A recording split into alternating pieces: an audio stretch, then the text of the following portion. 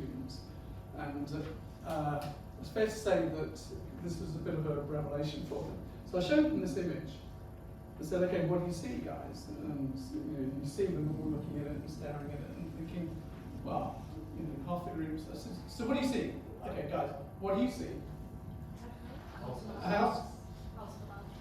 And a man. A house and a man. Yeah, can everyone see the house and the man? Alright, so what was interesting was this group, what I saw looking at their faces was these little light bulbs going, oh my god, oh yeah! And it was like the first time they'd ever had that brain connection and got that there was and you could work at something and be a little puzzled a little bit to engage. You engage them, they loved it, and then on from there. For me, I mean, this is my personal first smile of my moment, and it was actually, bizarrely, it was a partner's exhibition, and I think I was just debating going to college or going to college, and when popped into the exhibition on in Covent Garden, and it was a partner's exhibition. I don't know why. They never normally spend money, but anyway, they had this exhibition there, and there was this poster. So they handed this poster out, I took it home, had it on the wall, had it on the wall for months. I was thinking, there's something about this poster, I really like it visually, and this isn't it. I have long lost it. But I was thinking, what the hell is this thing about? Why is that T crossed out? That was the thing that was the clue, there was something else here that I was missing. Anyway, eventually I went, oh my god, yeah, of course it's P, art, nurse, partners. And it's like this kind of, oh, stupid idiot. I've been staring at this thing. I felt like a complete numpty because I hadn't realised that's what it said, so partners.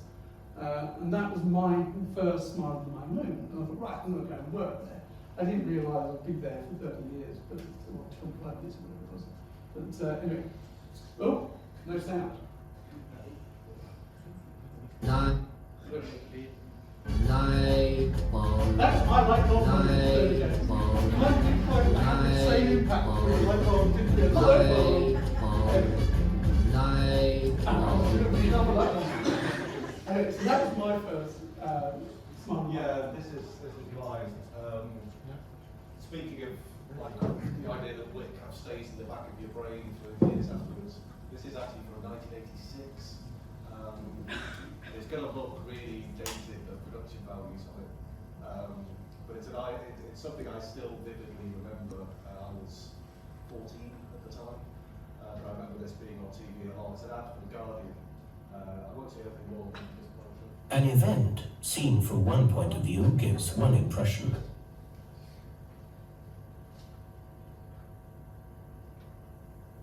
Seen from another point of view, it gives quite a different impression. But it's only when you get the whole picture you can fully understand what's going on.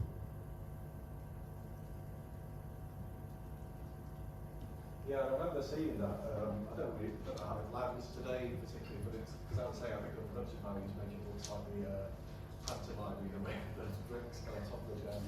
But I remember as a 14-year-old watching that, it was almost like this little philosophy lesson that inserted into an outbreak. About reserving judgment on things until you've seen other perspectives. And it's, you could say, well, is that a witty idea? But to me, it's witty in the broadest sense of it. It's about a kind of perspective shift. And perspective shift, I think, is one of the chapters in Smile Back, one of the techniques you can use for coming up with lateral ideas. So that very much stayed in my head. In the same year, I remember this rival newspaper to The Guardian launched. There was a big fanfare at the time, starting campaign to be independent. I remember driving past this poster every day on the way to school. And just something about the confidence of it really stuck with me. I just like the fact it's 4 incredibly short words, but it's just kind of talking to you directly as a reader. Its whole kind of selling point was that we're independently owned, we have an independent perspective. I think sadly it's not as true of the independent these days, but back then it was certainly a kind of distinctive thing to be saying. yeah, that really stuck with me. It kind of rolled out into a campaign on the next slide, where they kind of pictured various things that aren't independent, the back end of pantomime halls, which I think were maybe less memorable. It's mainly that line is our new that sticks in my head. But now we're going to get into the actual book and talk through a few examples. I think great and different. Okay. So what Wix does, so next slide, essentially at its most basic, it's usually about some form of combinations, as we were saying earlier. And I think one of the classics is the next slide, which P. Brooks, rich cat mouse. Right now, I'm sure you've all seen this one before many times, but I think this is the simplest articulation of 1 + 1 = 3, literally. So I think this is when everything comes together, then you get an interesting bit of magic happening. So in terms, a few examples. So we rattle through these fairly quickly. So putting a skip together with a print, but it's having the observation skill to see what's happening when you put those two things together, and then you get this peacock. I mean, it's a beautiful moment when those things coincide and you get that perfect alignment. So that's a great one. I think Wit is happy in all forms, and even the web. So this is a website for a Dutch retailer, traditional format, and where Wit plays its game is that it challenges the norm. So you think it's a standard site, and then what happens? Oh.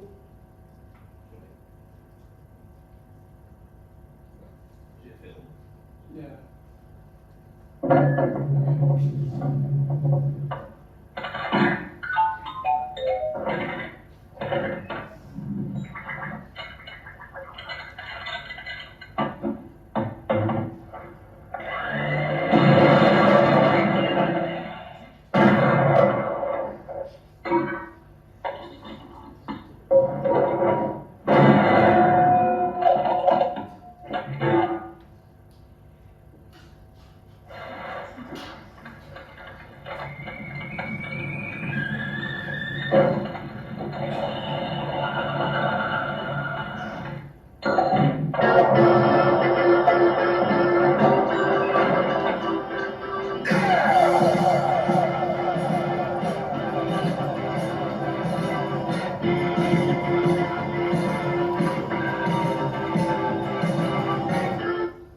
You get the idea. The thing that's lovely about that is that it was a special website for anniversary, but it ran alongside the main website, which looked almost identical. And I think that lovely detail is just so magical. The web used to look like this. You probably won't remember it, but Yahoo was this kind of horrible, dirty world where you had to fight through 1,000 ads, and it was just an absolute mess. And we had to put up with this all the time. This was the internet. And then what's beautiful about Google is that what it did was it just stripped all that away, and then brought some human touch into it. So we use these things now rather than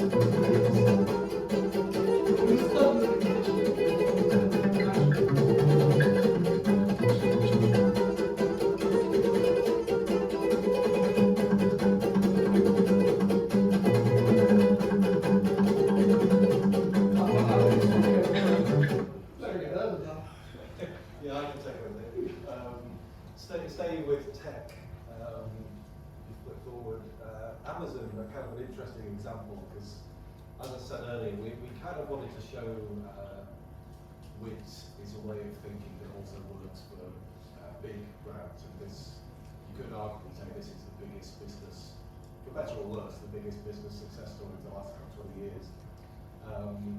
I think in a way wit was there at the beginning with Amazon because a lot of tech companies have very literal names. If you think of like Airbnb and Facebook, Amazon kind of had an idea in their name at the beginning. the river itself is this huge delivery system, effectively. And then there's the A and Z in the name.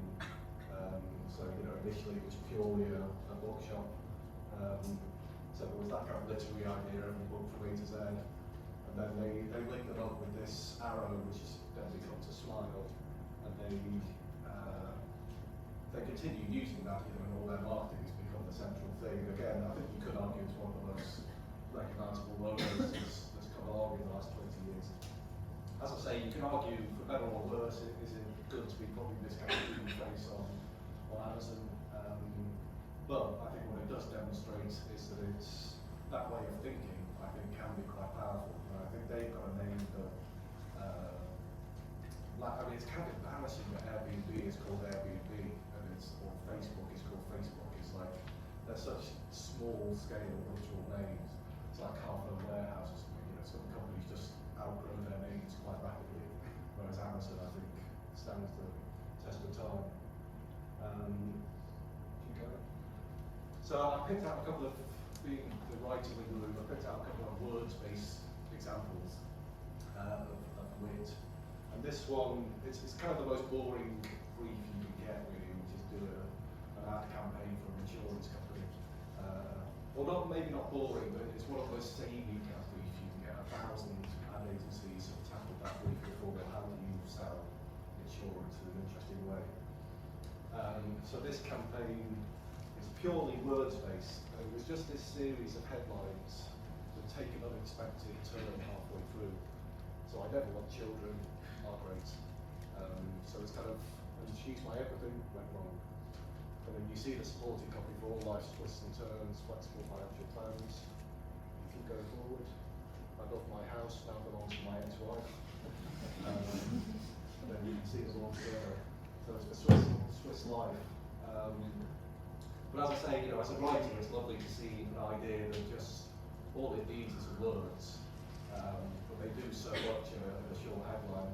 And to see someone take a brief, anyone could have come up with that idea at any time in the last 70, 80 years, as long as people have been doing ad campaigns for insurance companies. So it's just, I really like it when you see someone think time on a brief like that and actually come up with a new answer. One other words-based idea, which you could kind of have a go at yourself if you don't know the project. This was the brief. Last ever episode of Friends was going to air on a Friday night at 9 PM on Channel 4. This was 2004, I think.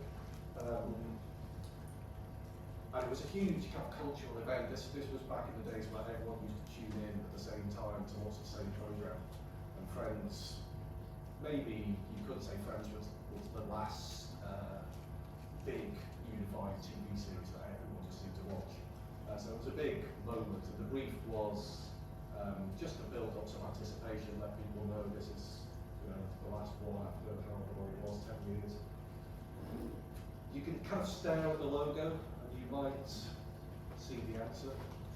So the first 3 letters are FRI, the last 4 are N's.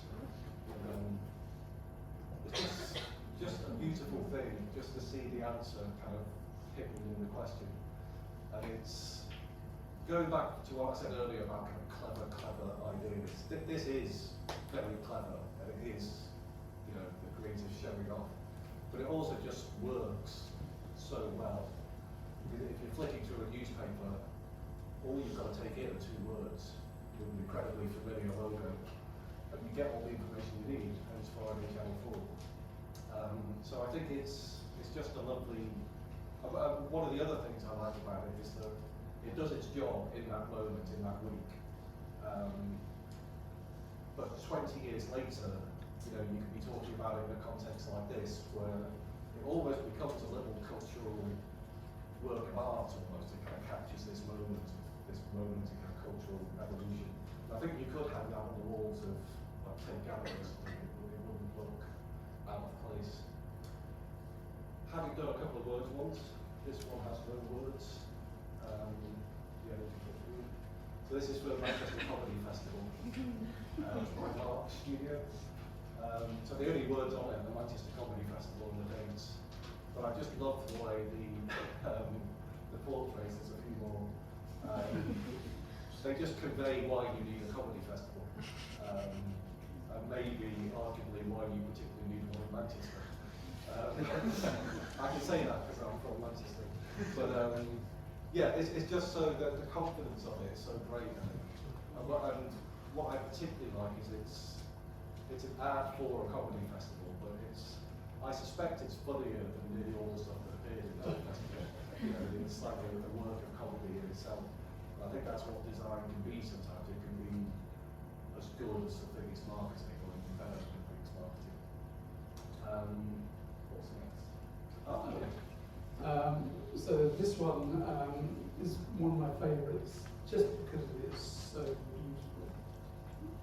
This is for Omis, and it's incredibly simple. I mean, all you've got is three things: a beautiful bit of footage, a scarf hanging on some very, very thin wire, and presumably a fan hiding somewhere. Three things, but when you put them together, you get this such an exquisite moment. You know, she was amazing, blowing, the timing, everything just works, and it's just so simple.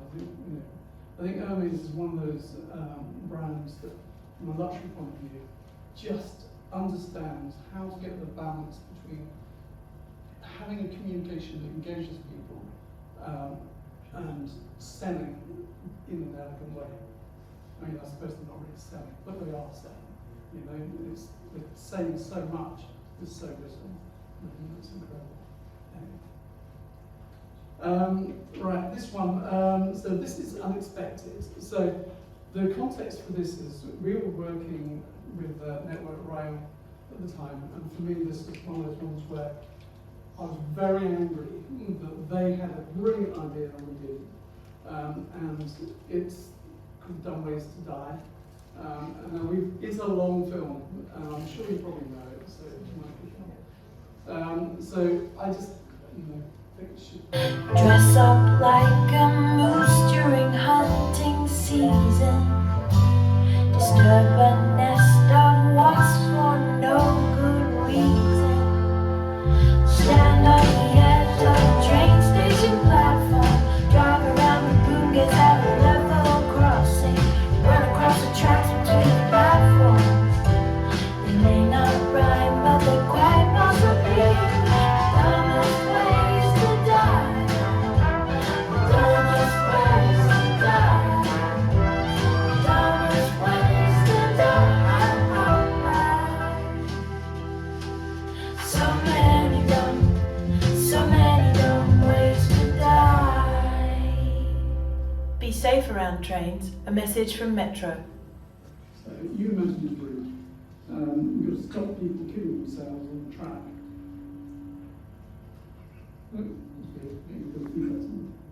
Okay. You've got to stop people killing themselves on the track. This is Australia, and they managed to get this idea through. The thing about it is the impact was so much greater than this. It started off being an idea for how can we stop people killing themselves, and it ended up being a worldwide phenomenon. So if you look on YouTube now, it is still being viewed. The last time I looked, a couple of weeks ago, it was 250 million. 250 million views on YouTube about rail safety. Everybody got so engaged, they started doing their own versions. There's an infinite number of things that started happening. People singing themselves, doing a compilation version where everybody did it online. It was ridiculous, and it got probably started off trying to save a few people in Australia. And I think the numbers went down something like 25% of deaths down. But the thing that it really had was a much wider impact.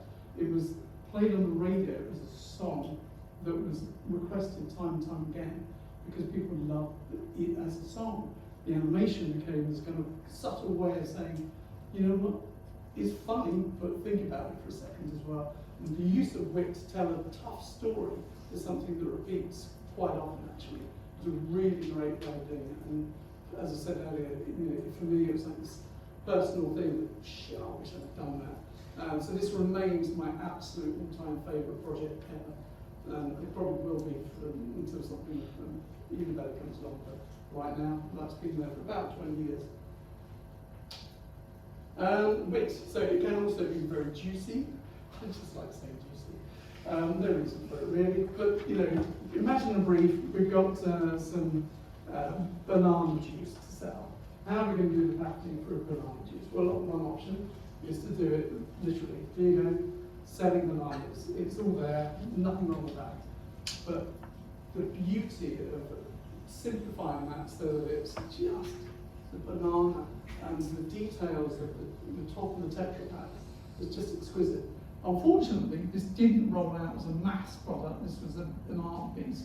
But I think somebody needs to do this. It's just exquisite. I love it. But it's just great fun. It tells you everything you need to know. Yeah, from bananas to Nazis. If you want to go just to bring the vibe down a bit. No, but there's kind of a serious point to this one that I think the techniques of what you might call wit can be used for very serious political protest messages. And I think for some reason you find when you go into a protest march, as I've done a few times, people have this instinct to do kind of witty slogans on pieces of cardboard. It feels like, for some reason, it's like a go-to tool when you want to protest something in a way that cuts through. It just isn't a straight message. It actually has some kind of twist or joke. So I think it's kind of a good example of how joking and being serious can be two sides of the same coin. Come back to politics in a minute. That's the next one. This is one of my favourite projects from the book. If you start with this is about as mundane a product as you can get, kind of household oil of the type you might find in your garage. There's no reason for it to be packaged any better than this, really. But someone decided to do this instead, Oily Bird. And I just love, first of all, the name. The pun actually works better when you know they're based in New Jersey. So that kind of New Jersey accent, Oily Bird, Early Bird, just kind of works better.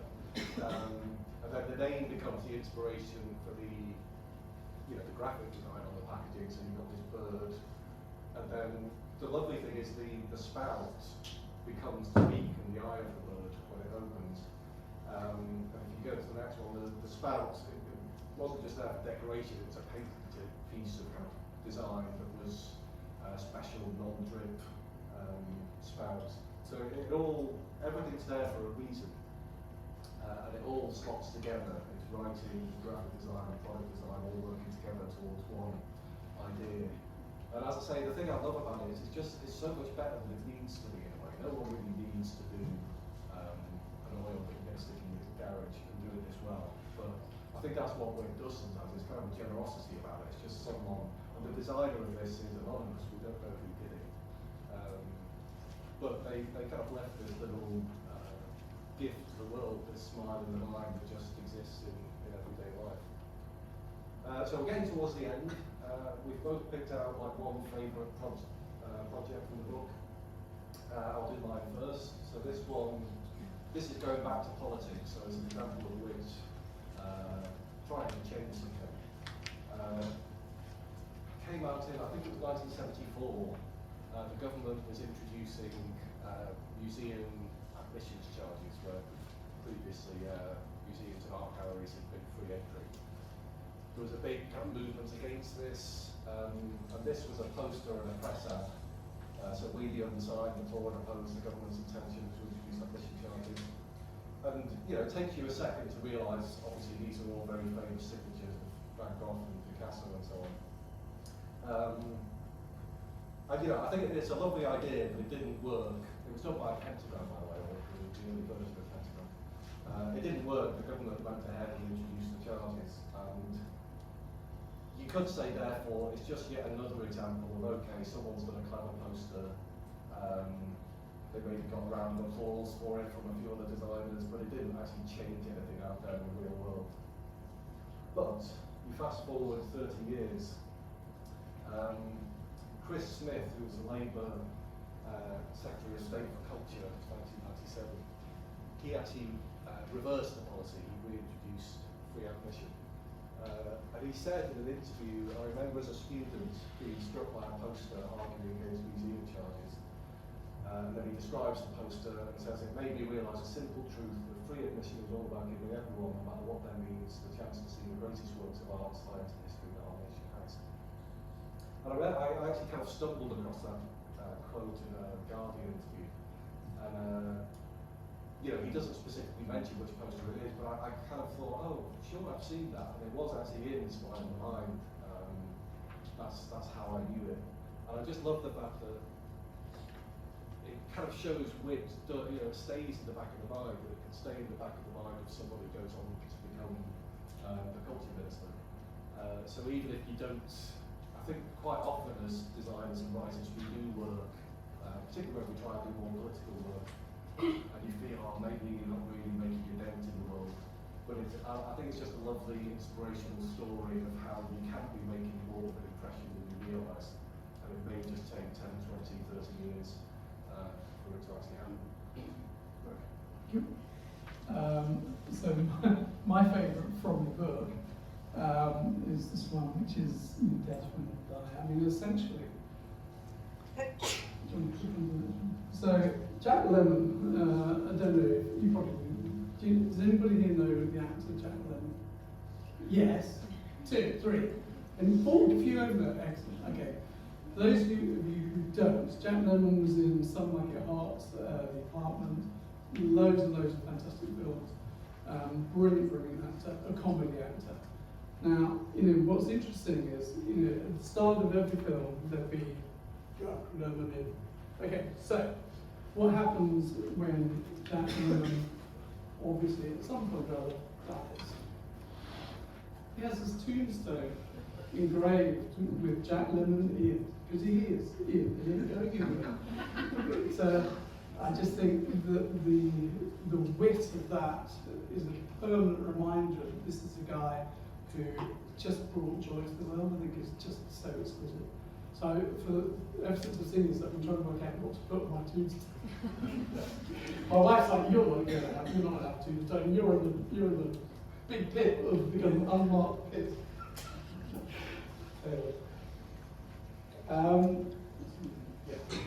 So Rick's What Got Away. So this is just a few that we couldn't get into the book for different reasons.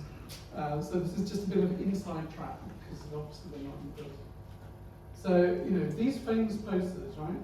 I'm sure you've seen these beautiful Lego imagination posters, the aeroplane and the shadow does all the work for you. Lots and lots of, you know, if you go online, Lego poster, this comes up every single time. So easy peasy, got to put these in, these are classics. And then we, because we have to do due diligence and the publishers can check everything with the brands, Lego came back and said, we don't know anything about this, you can't have it, can't publish it, not with our logo on. So that died. Next one. IKEA, there is a beautiful cookbook that, from a wit point of view, what it did was it basically broke down all the ingredients from a particular recipe and just made them into these exquisite little details. There's something really, really charming about that, and we wanted this in the book. And they said, is it an education? IKEA said, is it an educational book? I said, well, you know, it's on a lot of university reading lists. And I said, yeah, but is it in schools? Well, I don't know, you know, it's a book. We don't know where it goes. So they said, no, it's going to be an education book, so you can't use it. So it was that moment. And then probably the one that was the biggest disappointment was Fiction Rolf. And this is a store in Milan. And you may think this is an upside down slide, but it isn't. The whole store was produced exquisitely upside down. So all the fireplaces, every detail, everything is upside down. You get little clues from the front door of the person there. The level of detail is just so mind-blowing, really, because they had to deal with some pretty tricky things. And then, but they worked around it. How do we, we have a shelf, but we just put the product on the other way around. Drawers that come out in funny places. It's just exquisite. Floor and ceiling. It's like a dream job, beautiful. And so contacted them and said, look, we'd love to put this in the book. And I said,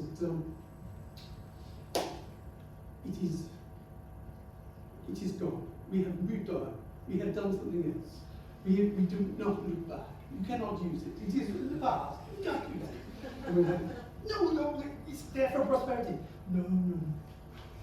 We gave up in the end. We tried many times. We went back and back and back trying to get this thing through. They wouldn't let us do it. Bloody designers. And we're just going to, let's begin again. Just a couple that we would like, we wish we could have included if the book had come out a couple of years later. So a couple of jobs here that we would have put in. So this is Machino, and to all intents and purposes, it's windowing, right? It's windowing, but it isn't. There's two things going on here. One is it's about yay high. It's a tiny little thing, but it's a perfect reproduction of windowing. And then the other thing is because it's an actually beautiful. Actually, I don't know what it smells like actually, but eau de toilette, and it's just this the fun of saying, you know what, we're not this pretentious perfume brand. We're gonna do something that is just playful, and they've done a whole series of them now. So we would have loved to have included that. And then nice details that they kind of take you on to the next level, muck around with glass. There's no reason for it. It's just fun. They're not taking themselves too seriously, which is so rare in fictional life. You kind of learn something from them. Don't take yourself too seriously. And then this one here, which is just brilliant. So, Opening the River, it's actually an arcade from Japan. And it's a little boat that it just undoes the river. And I think there's something exquisitely simple about this thing. And they actually did it, and that's another thing. You can have an idea, and it just sits in the book, but they actually made this thing. And we said we want to include that. We wish we did. I have a postscript to add.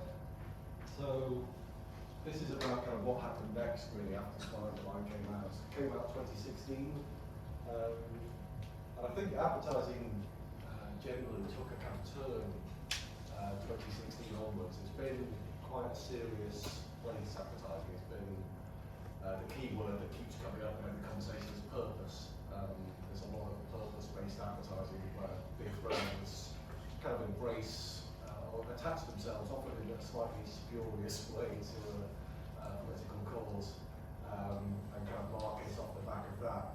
So if you go to the next slide, keep going. This gives a flavour of it. So you've got kind of Kendall Jenner handing a can of Pepsi, kind of solving the problem of police violence. You've got SpaghettiOs remembering Pearl Harbor, Brewdog, attaching yourself to Qatar and the World Cup and human rights. Dove putting its logo over COVID nurses, which was actually quite a widely applauded campaign, but I find it slightly uncomfortable. That IC app in the middle was an award winner at Cannes. It was an app that crowdsourced the search for refugees lost at sea. Turned out to be completely fake. It was a kind of proof of concepts that never actually became real. And there's been quite a lot of this stuff around, and it's best, it's sometimes well-intentioned, and it sometimes maybe makes a positive difference, but I think by and large it tends to be either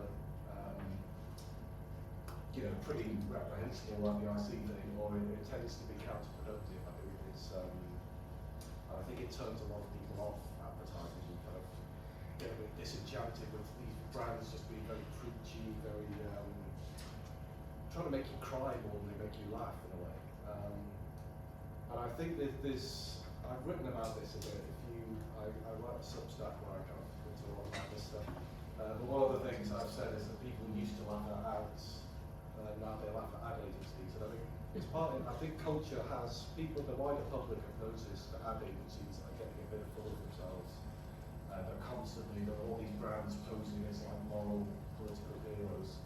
And it's become the subject of quite a few sketches on Saturday Night Live and viral videos going around. I just want to show one of them because I think it gives the idea. You get some volume?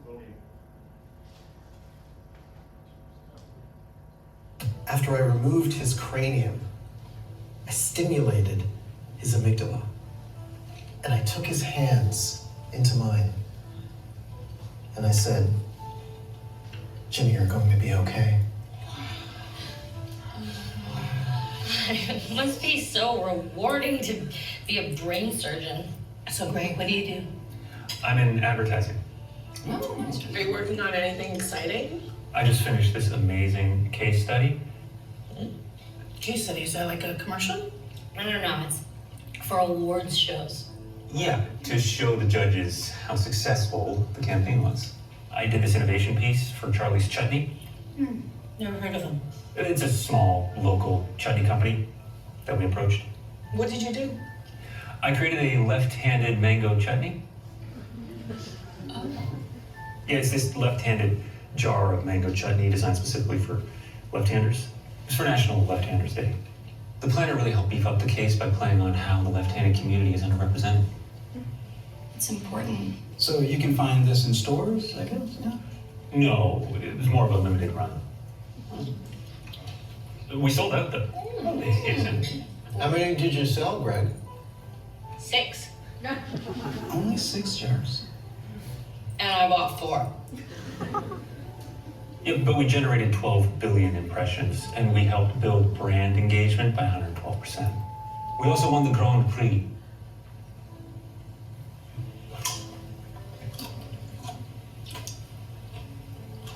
I actually also work in advertising. Another one. So what case studies have you done? I wrote the beer ad where the horse farts. Oh, I saw that. That went viral.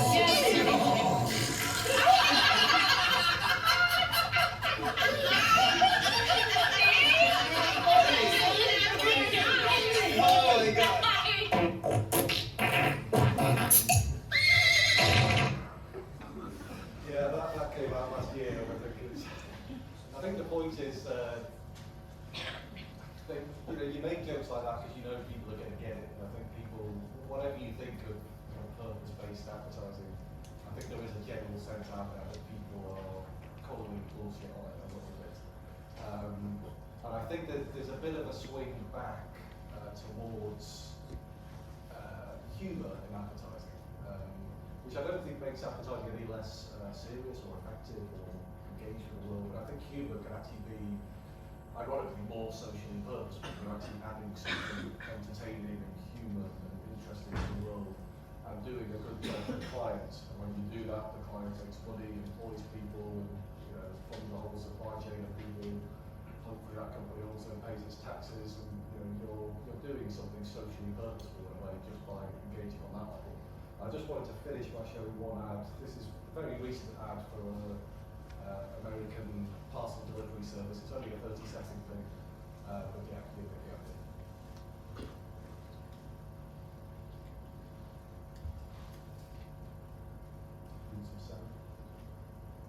idea. Yeah. Thank goodness. Up to 89% on shipping with pirateship.com. Sorry. So I have to go back to that because you don't get the rights doing that. We need a full clean going. Will it start? Think again. Ahoy there! I'm here to save you. Thank goodness. Up to 89% on shipping with pirateship.com. Here, let me help.